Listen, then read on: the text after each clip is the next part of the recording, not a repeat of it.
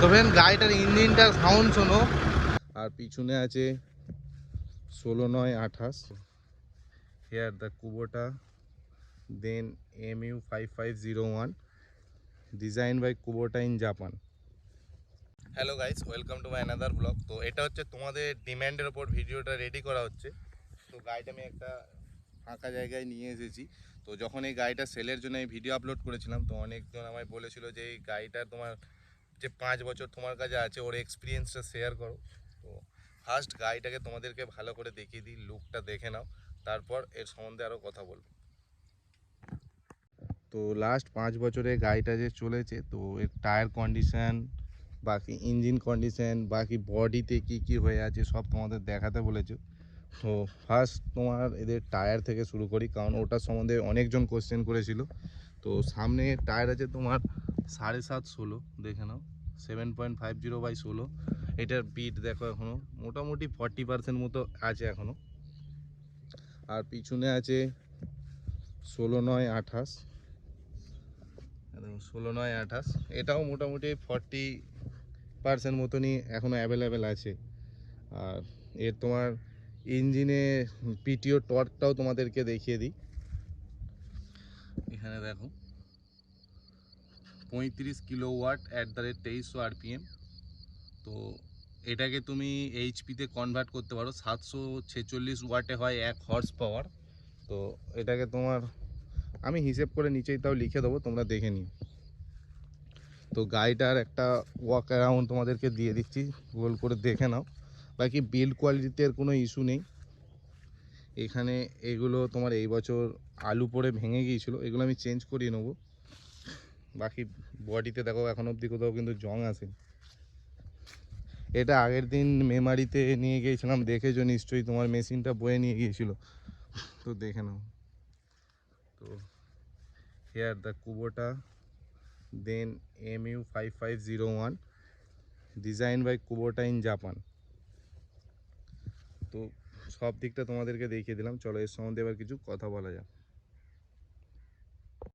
তবে এই যে ট্রাক্টরটা আছে, এটা আমি নিয়েছিলাম তোমার 2018 ডিসেম্বরের দিকে।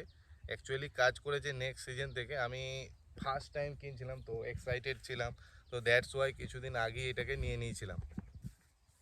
তো নিয়ে নেওয়ার পর প্রথম এটা কাজ করেছিল তোমার পটেটো সিজন থেকে। তো অনেক পুরনো যে ভিডিওগুলো আছে ওখানে দেখতে পাবে।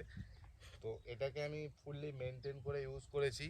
তোমরা যদি আমার পুরনো ভিডিওগুলো দেখো, ওখানে দেখতে পাবে হার 250 ঘন্টায় engine oil filter, diesel filter change করতাম। 800 ঘন্টা পর পর তোমার যে গিয়ার অয়েল ফিল্টার হয় সেটাও চেঞ্জ করতাম। তো ফুললি মেনটেনের মধ্যে থাকতো। আর গাড়িটা অ্যাকচুয়ালি বেশি চলেছে তোমার থেসার আর হচ্ছে ট্রলিতে, রোটারে বেশি চলেনি গো। কারণ এই গাড়িটা কেনার মোটামুটি 2 বছরের মধ্যে আমি ডাচফারটা নিয়েছিলাম, ওটা কেনার পর থেকে রোটারে একে জোড়াই হতো না। ওই প্রথম 2 বছর যা চলেছে। তো ভাড়া আমি বেশি চালাই না গাড়িটা, বেশিরভাগ সময় ঘরেরই কাজ করে, আর বাকি টুকটাক যেটুকু করে ওটাই। এর যে ইঞ্জিনের সাউন্ডটা আছে ওটাও তোমাদেরকে শোনাচ্ছি, দাঁড়াও। ওয়েল মেনটেন কন্ডিশনে আছে, এখনও তুমি কোথাও একটা জং পর্যন্ত দেখাতে পারবে না। মাঠগার্ডের এক সাইডে এসেছে, ওটার একটা কারণ আছে, ওটা আমার দোষই হয়েছে। তো প্রথম তোমার যখন নতুন নিয়েছিলাম, তো গাড়ির ট্যাঙ্কে ডিজেল ফুল করার পরেও তোমার 1 ট্যাঙ্ক করে এক্সট্রা ডিজেল নিয়ে যেতাম। তো ওটাকে আমি কি করতাম, ওই সাইডটাই দেখতে পাবে ওটাও কালো পাড়া হয়ে গেছে। তো ওখানে তোমার ড্রামটা রেখে দেওয়া হতো। আর যখন গাড়িটা ধরো চলতো, লাফাতো, অনেক কিছুই হতো। তো দ্যাটস ওয়াই ড্রামটার সঙ্গে ঘষে রঙটা চটে গিয়ে ওখানে জং চলে এসেছিলো। তো এর আগলা সিজনে আমি ওটাকে রং করে দিয়েছিলাম হালকা করে ব্লু কালারের চটিয়ে দিয়ে। তো ওটা আপাতত ঠিকঠাক হয়ে গেছে, অসুবিধা কিছু নেই। বাকি বর্তমানে ইস্যু বলতে এখন অবধি তো কিছু এতে প্রবলেম এখন অবধি আসেনি। তো বেচার সেরকম ইরাদা নেই। তো তোমাদেরকে আমি দেখিয়েছিলাম যে একটা MU5502 4WD নেওয়ার প্ল্যানিং চলছে। তো ভাবলাম যে তোমার 3টে তো রাখার কোনো যুক্তি নেই। তো ওটা যদি নেওয়া হয় আমার তো কাজ হয়ে যাবে। হারভেস্টারে 2টো এমনিতেই 4 হুইল লাগে, আর আমার কাছে একটা ছিল, একটা বাইরে থেকে নিতে হতো। যখন মাঝে মাঝে দরকার পড়তো এটাকেও নিয়ে যেতাম, শুকনো জায়গায় গিয়ে লোড দিতে হতো। তো এইসবই একে দিয়ে কাজ করানো হতো। তো চলো একে ইঞ্জিনটা স্টার্ট করা যাক, ইঞ্জিনের সাউন্ডটা তোমাদেরকে শোনাচ্ছি।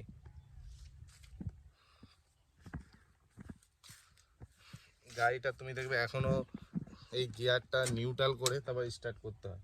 মানে এখনও সুইচ ফুইচ যেখানে তোমার গিয়ারের এখানে সুইচ থাকে, তুমি হার গাড়ির দেখবে যেগুলো মোটামুটি 4.5 থেকে 5,000 ঘন্টা চলে গেছে না, ওই গাড়িগুলো কিন্তু ওগুলো খারাপ হয়ে যায়।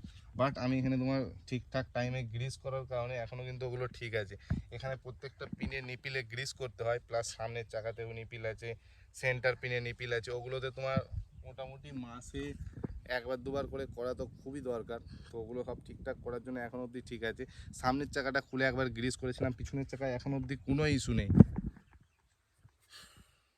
তো চলো স্টার্ট করা যাক। তোমাদেরকে আরপিএম মিটারে পিক আপ দিয়েও দেখাচ্ছি।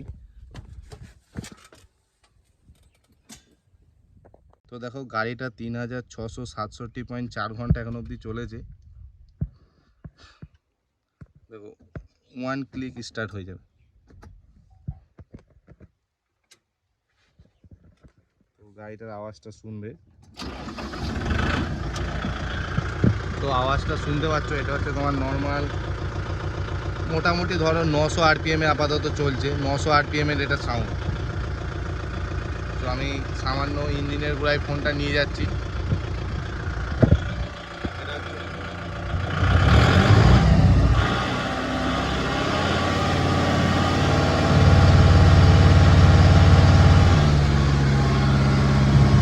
দেখো এখন এটা আছে 2200 আরপিএমে, এটা 2200 আরপিএম।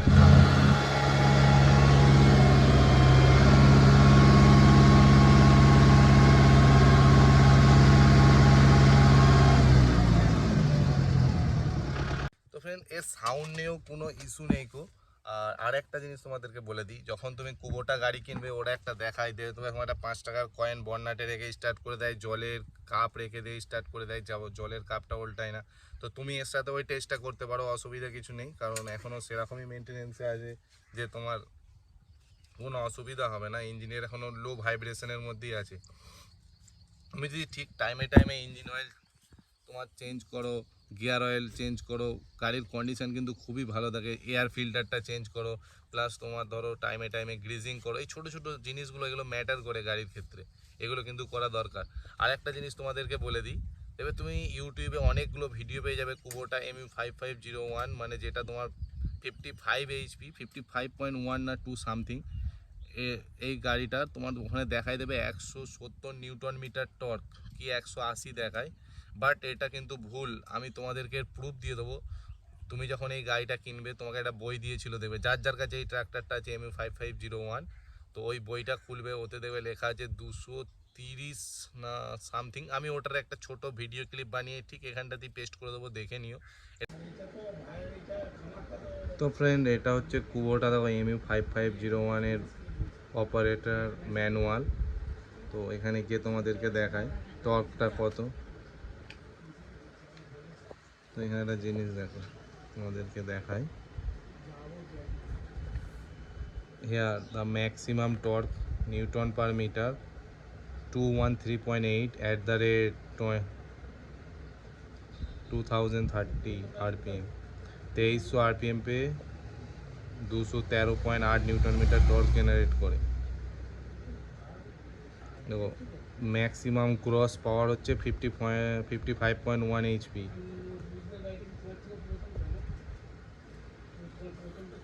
তো এখানে সবাই বলে তোমার দেখো 170 নিউটন মিটার টর্ক, বাট না, এটা হচ্ছে 213.8 নিউটন মিটার টর্ক। এটা আমি দেখেছিলাম মোটামুটি 5-6 মাস আগে। আমারও ভিডিওটা দেখার পর আমার মনে ডাউট হচ্ছিলো যে এটা 55 এইচপি ট্রাক্টরে এত কম টর্ক কী করে হতে পারে। তো তারপর আমি ওখানে গিয়ে দেখেছিলাম, অনেকজন অনেক কিছু এই গাড়িটাকে নিয়ে বলে যে তোমার MU4501-এর ইঞ্জিনটাতে টার্বো লাগিয়ে এখানে বসে দিয়েছে, দাদা ওগুলো পসিবল নয়। হ্যাঁ, আর কোম্পানির যে আরডিতে অত বসে আছে, তারা ফালতু বসে নেই, তাদের কোম্পানি থেকে তোমার ফ্রি ফ্রি কোনোদিন টাকা দেবে না যে একটা একই ইঞ্জিন দুটো গাড়িতে শুধু টার্বো দিয়ে 10 HP change, this is not possible. তো এই গাড়িটা সঙ্গে যে এক্সপিরিয়েন্সগুলো তোমাদের বলার আছে, ধরো 5 ইউজ করছি, আজ পর্যন্ত আমার সেরকম কোনো হেডেক দেয়নি গো। হ্যাঁ, একবার তোমার পড়ে গিয়েছিল রাস্তা থেকে, ওটা তোমার ভিডিও আমার চ্যানেলেই আছে, দেখে নিতে পারবে। তো ওটার কেসটা কি হয়েছিল, ধরো রাস্তা দিয়ে যাচ্ছিল, এবার তুমি জানো ট্র্যাক্টর কারা চালায়, তো সেরকমই ড্রাইভার ছিল, এবার তোমার সামনে একটা টোটো চলে এসেছিলো, কাটা ব্রেক মেরেছিল, ব্রেকের তোমার ইয়েটা খোলা ছিল। তবে ট্রাক্টরের ক্ষেত্রে দুটো ব্রেক আলাদা আলাদা সেপারেট হয়, সেক্ষেত্রে কী হয় ওখানে তোমার এটা দেবে লক থাকে, লকটা দেখিয়ে দিই দাও। তো এটা হচ্ছে তোমার লকটা, এটা খোলা ছিল তখন, আর এরকম সেপারেট দেবো। এটা হচ্ছে তোমার বাঁ দিকের ব্রেক, এটা ডান দিকের ব্রেক আলাদা আলাদা হয়ে আছে। এখন আমি লক করে দিই। তো এই যে ব্রেকটা এই সিঙ্গেল সাইড ও দাবিয়ে দিয়েছিল, তারপরে কি হয় তুমি তো জানো কাটা ব্রেক হলে তোমার বাঁ দিকের চাকাটা যখন লক হয়ে যায় ডান দিকের চাকাটা হঠাৎ করে ঘুরে যাবে, তখন স্পিডে ছিল গাড়িটা, তো গাড়িটা সঠাম করে ঘুরে গেছে, তোমার রাস্তা থেকে নিচের দিকে নেমে গিয়েছিল। সেই সময় ভয়েও কি করেছে আবার ডান দিকের ব্রেকটা মেরেছে, যখনই ডান দিকের ব্রেকটা মেরেছে তোমার কাত হয়ে এই সাইডে পড়ে গিয়েছিল। তো সেরকম কিছু ক্ষতি হয়নি গো, বাস আমার বর্নারটা একটুখানি দুমড়ে গিয়েছিল, ওটা আবার পরে শোরুম থেকে নিয়ে গিয়ে ঠিক করে নিই, সামনের জালটা চেঞ্জ করে নিই, এয়ার ফিল্টারটা ওটা একটু ভেঙে গিয়েছিল, ওটা চেঞ্জ করতে হয়েছিল।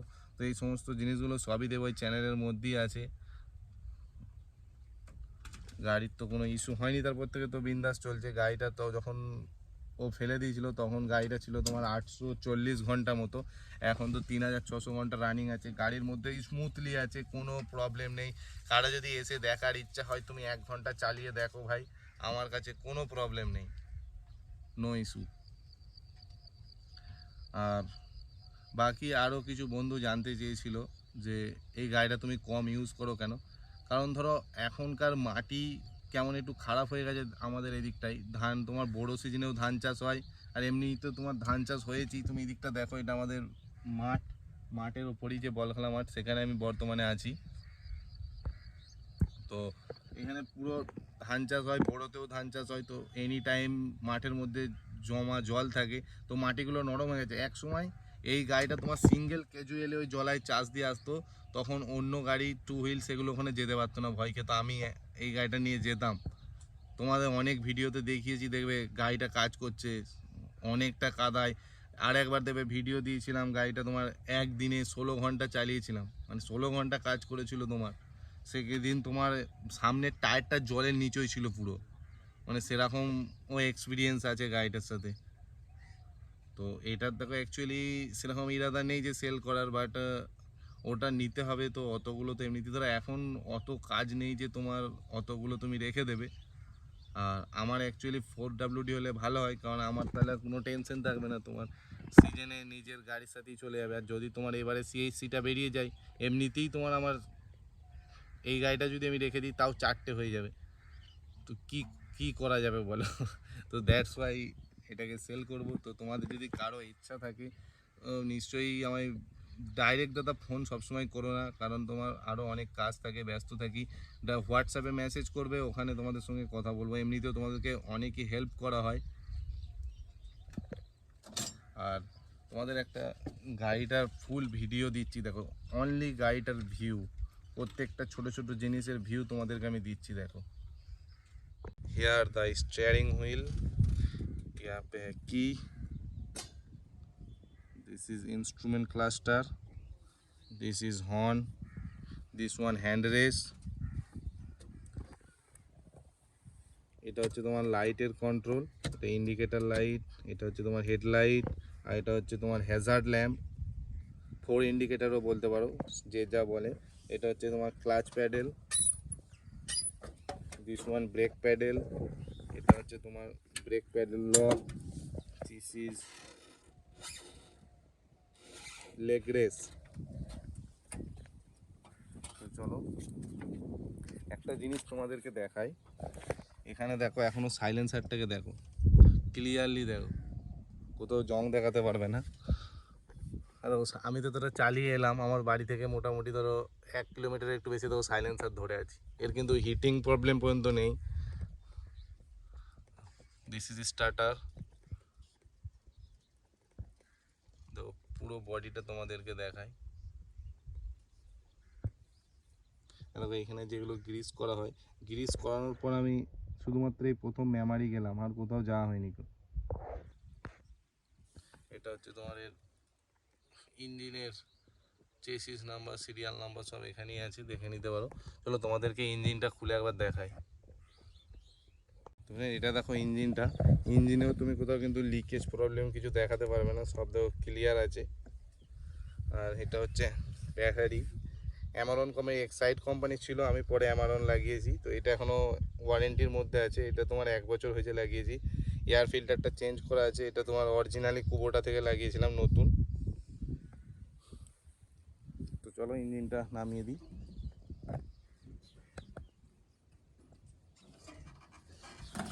ছেড়ে দে।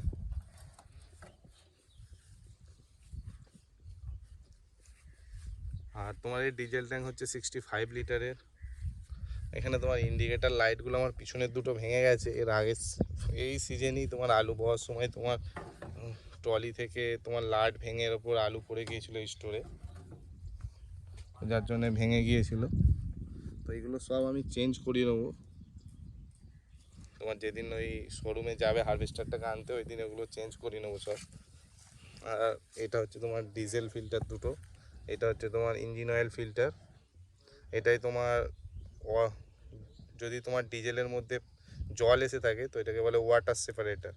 তো এর মধ্যে জলটাই নিশ্চয়ই জমে যায় এখানটায়, তবে এখন কোনো জল নেই। টাইম টু টাইম আমার আব্বা কিন্তু বার করে দেয়, তো এটা খুলে জলটা বার করে দিতে হয়।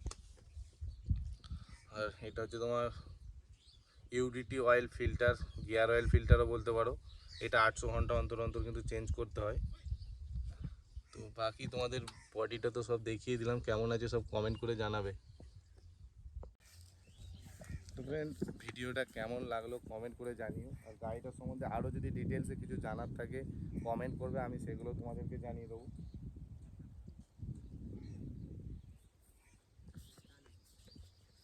তো ফ্রেন্ড, আজকে এতটুকুনি। ভিডিওটা দেখার জন্য অসংখ্য ধন্যবাদ। Bye, thanks for watching.